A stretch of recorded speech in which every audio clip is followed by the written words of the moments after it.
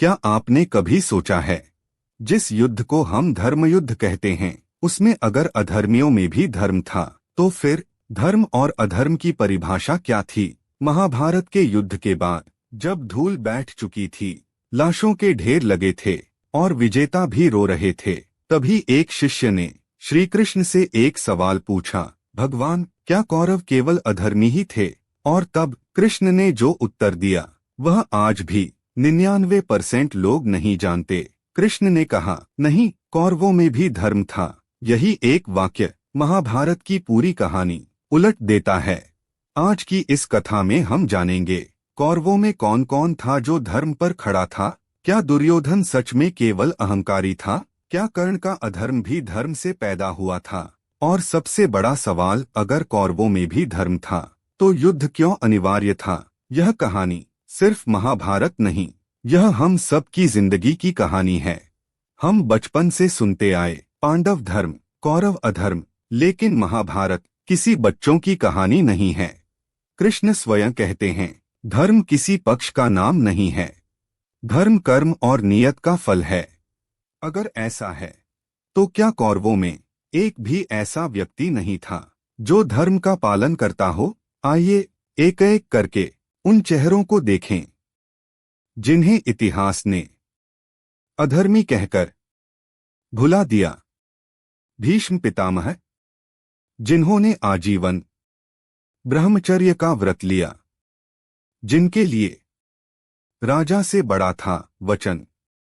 भीष्म जानते थे दुर्योधन गलत है, द्रौपदी का अपमान पाप है, फिर भी उन्होंने युद्ध में कौरवों का साथ दिया।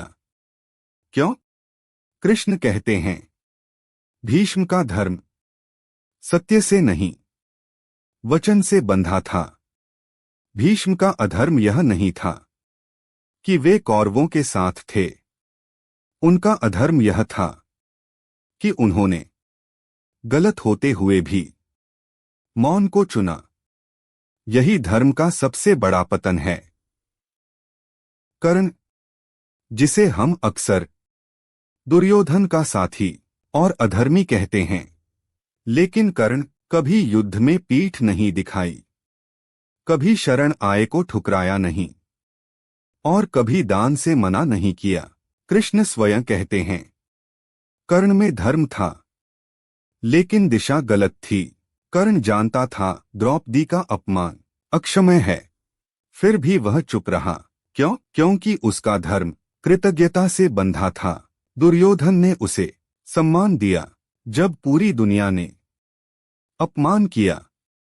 कर्ण का धर्म उसे अधर्म की ओर खींच ले गया।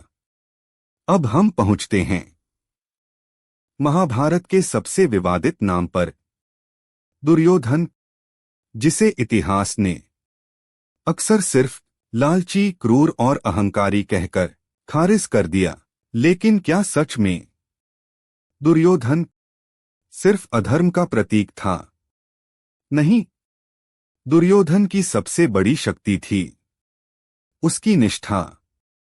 वह अपने मित्रों के लिए जान दे सकता था।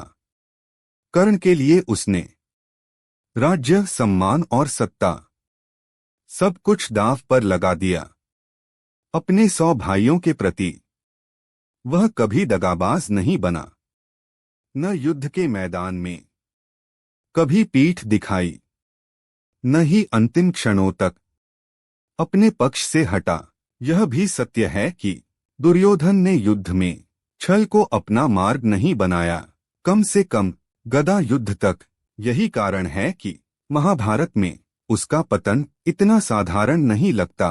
श्री कृष्ण स्वयं कहते हैं, दुर्योधन का धर्म उसके भाइयों और मित्रों के प्रति था, लेकिन उसका अहंकार उसके धर्म से बड़ा हो गया।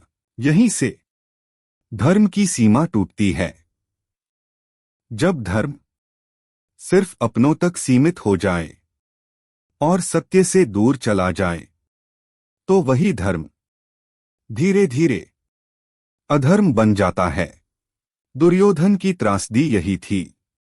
वह गलत नहीं था कि वह अपने लोगों के साथ खड़ा था। वह गलत था कि उसने सत्य को देखते हुए भी अस्वीकार कर दिया। युद्ध से पहले का वह क्षण जब सब कुछ बदला जा सकता था। श्री कृष्ण स्वयं दुर्योधन के पास गए, न धमकी लेकर, न शस्त्र लेकर, बल्कि करुणा लेकर। कृष्ण ने कहा, आओ दुर्योधन, मैं तुम्हें बचा सकता हूं। यह कोई साधारण प्रस्ताव नहीं था। यह स्वयं ईश्वर का आखिरी निमंत्रण था।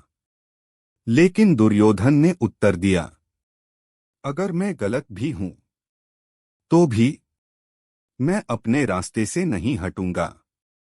यह वाक्य दुर्योधन के चरित्र का सबसे गहरा सत्य है। वह जानता था कि वह गलत है, फिर भी उसने झुकने से इनकार कर दिया। तभी कृष्ण ने कहा, यही तुम्हारा धर्म है और यही तुम्हारा विनाश। कृष्ण समझते थे, हर मनुष्य में कुछ न कुछ धर्म होता है। कोई रिश्तों के नाम पर, कोई कर्तव्य के नाम पर, तो कोई स्वाभिमान के नाम पर। लेकिन जब वही धर्म सत्य के विरुद्ध खड़ा हो जाए, जब वह न्याय को कुचलने लगे, तो वह युद्ध को जन्म देता है। महाभारत किसी व्यक्ति के खिलाफ नहीं था। यह युद्ध था अहंकार बन चुके धर्म के खिलाफ। और यही कारण है कि दुर्योधन इतिहास का खलनायक नहीं, बल्कि एक चेतावनी बन गया कि धर्म अगर सत्य से अलग हो जाए तो उसका अंत निश्चित है। तो सवाल उठता है, अगर कौरवों में भी धर्म था तो युद्ध क्यों हुआ? कृष्ण का उत्तर, जब धर्म अपने ही अंधकार से अंधा हो जाए तो उसे तोड़ना पड़ता है। महाभारत अधर्म को मारने का युद्ध नहीं था। यह अधूरे धर्म को तोड़ने का युद्ध था। आज भी हम अपने रिश्तों के नाम पर गलत का साथ देते हैं। अपने फायदे के नाम पर मौन रहते हैं और कहते हैं, मैं गलत नहीं हूं। कृष्ण कहते हैं, धर्म वह नहीं जो तुम्हें सही लगे। धर्म वह है जो सत्य के साथ खड़ा हो, भले ही अकेला हो।